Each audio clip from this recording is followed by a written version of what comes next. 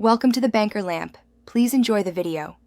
Test after 1 missed period or at least 10 days after conception.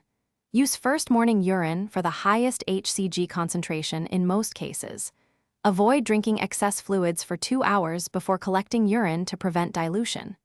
Read the test instructions fully before opening the kit because procedures differ between brands.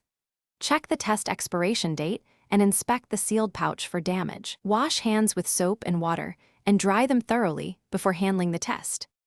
Collect urine midstream directly onto the absorbent tip or into a clean container per the kit instructions.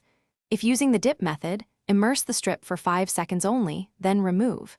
If holding in the urine stream, keep steady contact for 5 seconds.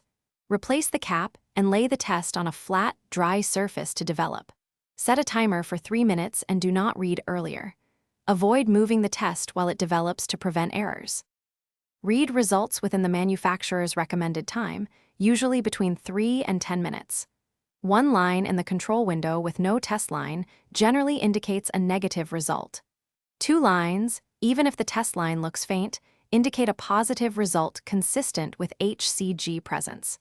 If the control line does not appear, the test is invalid and you should repeat using a new kit. For positive results, contact your healthcare provider to confirm with a blood test and begin prenatal care guidance.